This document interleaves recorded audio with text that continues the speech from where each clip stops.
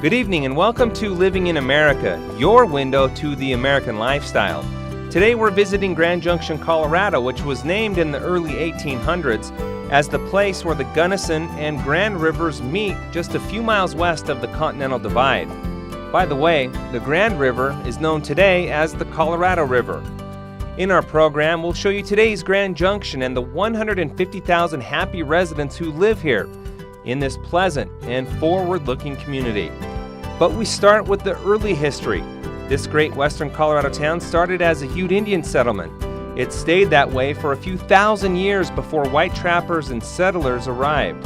The Utes were led by a charismatic man named Chief Ouray, who was strongly convinced to relocate several times from Grand Junction to Ouray before finally settling in the Cortez area after several unpleasant exchanges with the white settlers. Exchanges that were not particularly good for the settlers or the Ute Indians. Early prospectors discovered gold in the local mountains and rivers, and the railroad soon arrived, bringing with it farmers, merchants, and tradesmen. Travel was slow for these early folks, but that was how people moved around back then, and they were adventurous and ready for what the frontier life would bring their way. There were many notable folks who came to Grand Junction looking for their future. Around the turn of the century, a young writer named Dalton Trimble was born.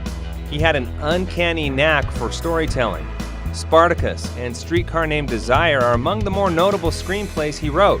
After his success, Dalton left Grand Junction and moved to Hollywood to seek his fortune. These early Grand Junction settlers discovered a river delta environment with warm weather, just perfect for growing a wide variety of crops and fruit trees that has since made our local suburb Palisade famous.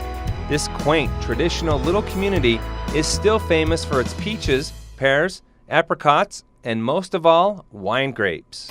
This is Colorado's wine country, with 24 world-class vineyards producing more than 100,000 cases of world-class, award-winning wine each year.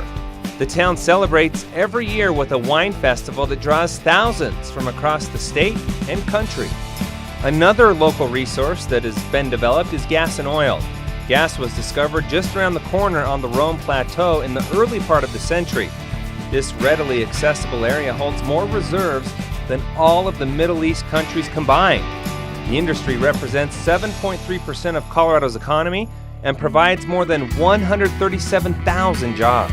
And along with all these abundant natural resources, Grand Junction has been the center of U.S. energy production for many years. This all-American city is also appealing for our more seasoned citizens.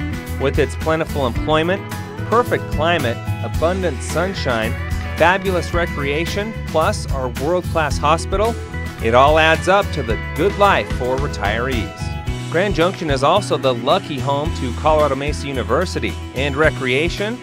Our younger population just loves the incredible number of opportunities to enjoy the outdoors here in beautiful western Colorado. Biking, skiing, river rafting and surfing, fishing, hunting, you name it, it's all here. And finally, downtown Grand Junction is a special place to spend some time. The downtown mall walk with nationally award-winning art displays and wonderful shops will draw you back again and again. Everything you would ask a perfect community to have is here in Grand Junction.